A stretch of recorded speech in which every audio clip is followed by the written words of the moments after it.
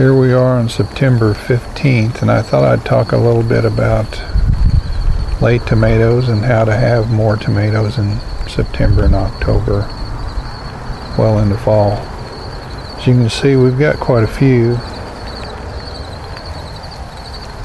And one factor that helps a lot is if you have a mild August, and we had a mild August, so that's something that we can't control and we can't count on it happening every year. So there are a few things that are under your control, and let's talk about those.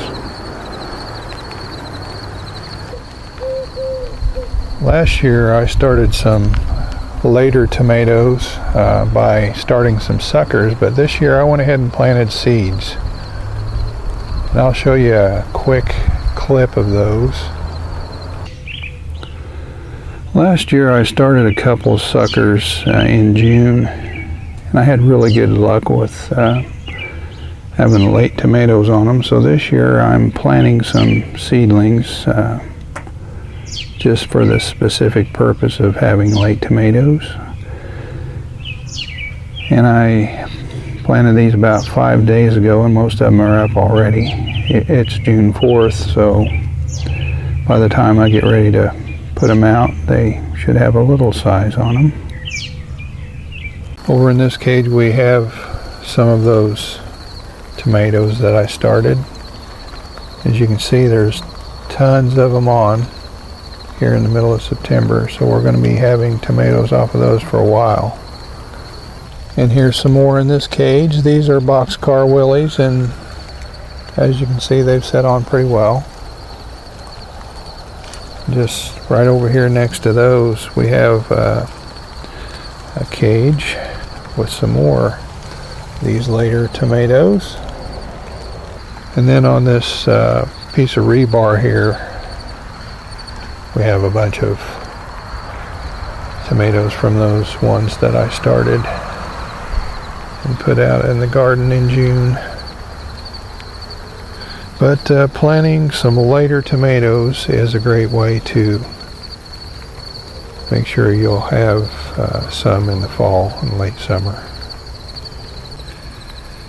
Then a big factor that goes into whether or not you'll have later tomatoes is whether your plants will become diseased by that point, and you can get around that by just growing disease-resistant varieties, such as that Ava purple ball over there with the ripe tomatoes on it.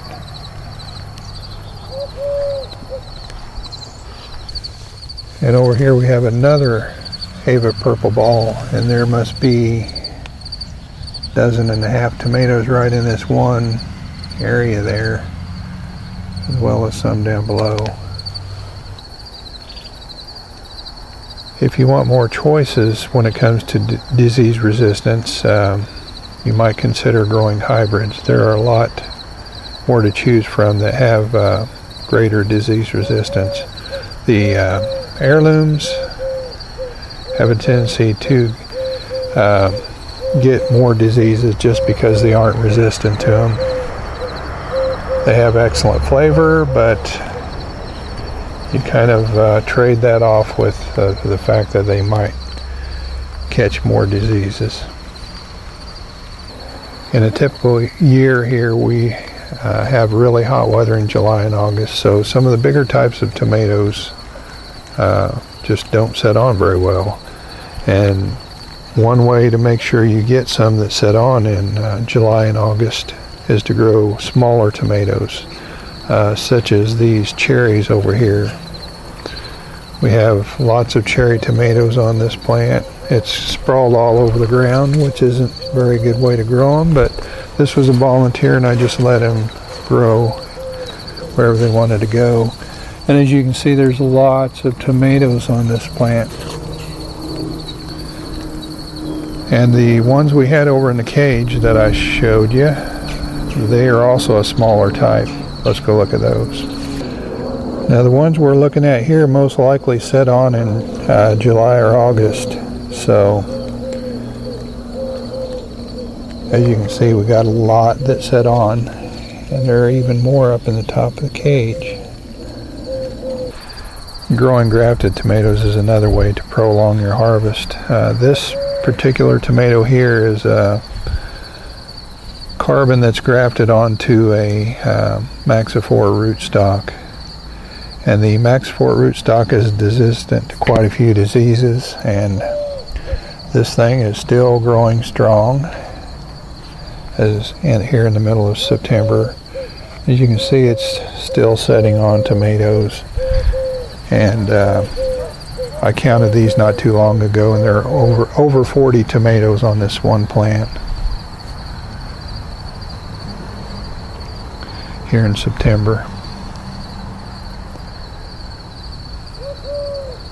It's a little tricky to get the hang of if you do it yourself, but there are a few nurseries that sell grafted tomatoes now, so you might consider it. It's worth a shot. Growing volunteers is another great way to have late tomatoes. In our garden, we usually plant our tomato plants in the middle of April or around the 1st of May, in that period.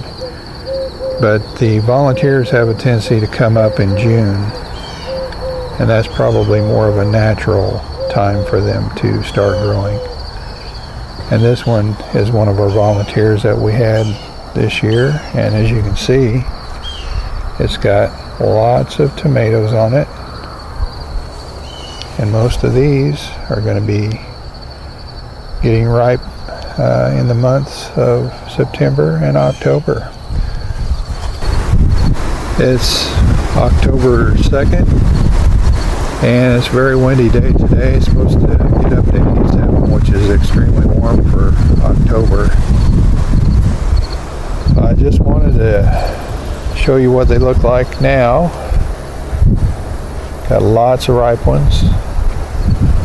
There's that volunteer.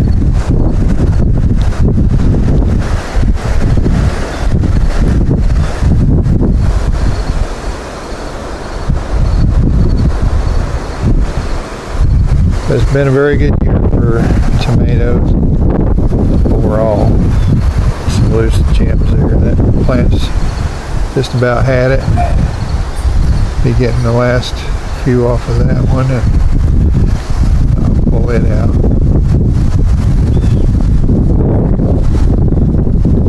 Some you can't see for the foliage, but there's one there, the carbon.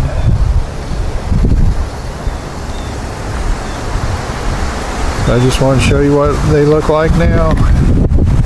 We'll be harvesting quite a few ripe ones today. You can see that even purple